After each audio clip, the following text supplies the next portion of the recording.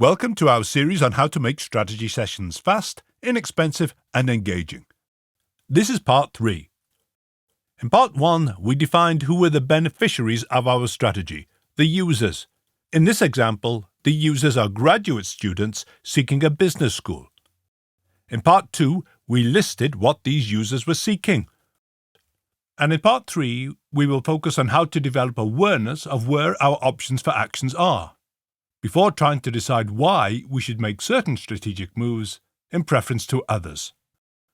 Focusing on where before why allows us to compare options, and this leads to better strategic decision-making. And we need a map to show us where our options are. To complete the map for our business school, we first need to complete our value chains.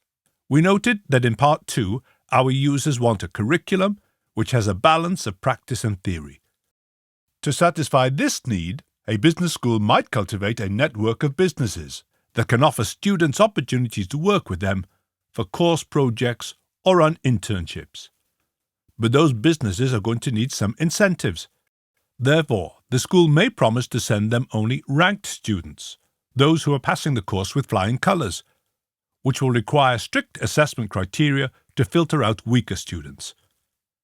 Businesses in the network may also be offered some kind of quid pro quo, like giving access to university property that's often underused, especially during semester breaks.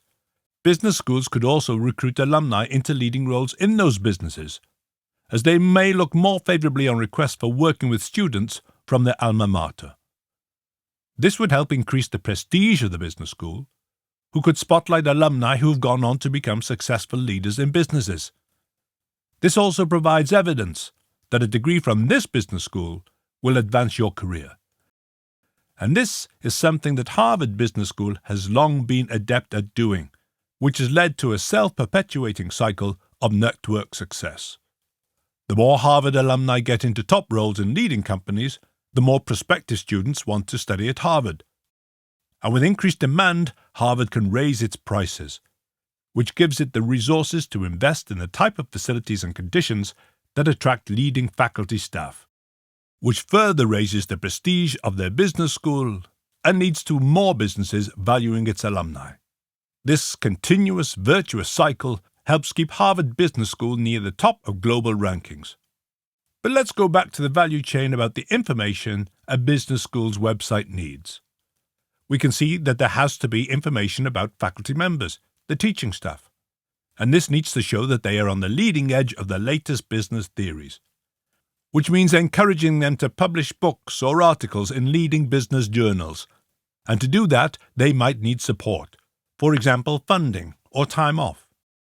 Finally, to make sure the business school has a faculty team it can be proud of, it can task its recruitment team to focus on attracting the best academic talent out there, and it may also focus on effective onboarding, to ensure new faculty members have a smooth and enjoyable start to their career at the business school, which will help increase long-term loyalty. This is now a single value chain built around the need prospective students have for finding information about the most engaging courses out there. But these users need more than just information. They also need evidence to back this up. You'll be thinking that we've put a lot of effort into making the first value chain for information, which is true, but the next value chains will be a lot easier and quicker to complete. That's because some of the components these value chains need have already been identified, and we don't need to write them out twice. For example, prospective graduate students might be looking for testimonials, feedback from alumni who can answer their questions and tell them what studying at this business school is really like. To give them a feel for the atmosphere, the business school could also offer open days where prospective students can meet staff and alumni face-to-face who can show them around the campus. And if the school is really confident in the quality of its business courses, it might even offer a money-back guarantee, which will first need to be modelled. To provide evidence as to what the courses are like, a business school can also provide example materials, partial courses designed by faculty members, though there needs to be agreement first on the aims of these materials. Should they be aimed at wowing students? Should they be showing the balance of theory and practice on the course? or should they be demonstrating how the courses can be delivered through multiple formats? At this point, we realize we haven't addressed one of the three wants these users have: the desire for courses to be delivered flexibly. And this is something we might have to speak about to the university that the business school is part of, as it may involve large investments in technology. For example, setting up classrooms for hybrid teaching, with some students online and others face-to-face. Or it may involve investments in video and audio production, as well as direction, to make sure our online courses are compelling for students studying only online. And the other reason we might speak to the university about this is, it might be something similar to what their users, the undergraduates, want as well. So we could map out this with them to see where we both might benefit from economies of scale. When mapping this out with the university, we might also discover that they have a need for smoothing out capacity over the year, so physical assets like classrooms are not overcrowded at peak times or underused during off-peak times. Therefore, we might decide to offer our on-campus programs during university holidays in the evenings or at weekends, which will not only help the university sweat their physical assets better, but may also suit those graduate students who have full-time jobs. This also means that our business school doesn't need to invest in its own physical facilities, so we, along with the university, can focus our investments in technologies to deliver courses more flexibly instead. Now we have identified all the steps our industry needs to perform in order to satisfy the desires of prospective students.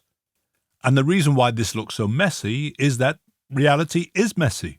What we're trying to do is to see the truth of the current position first, so we can start to identify where our options for actions are. But many leaders don't like this. They prefer to simplify the world by making it fit into a 2x2 matrix, or outsource their strategic decision-making to consultants, whom they can blame when things go wrong. But neither of these is an optimal approach in a world that's changing rapidly and where you must adapt fast if you want to survive and thrive. And that's why our approach starts with mapping out the business landscape first, so you can see on a single page the current situation. The next step is to start identifying where your options are, and that's what we'll explore in the next video. So watch out for that in part 4 of Strategy Sessions Made Simple.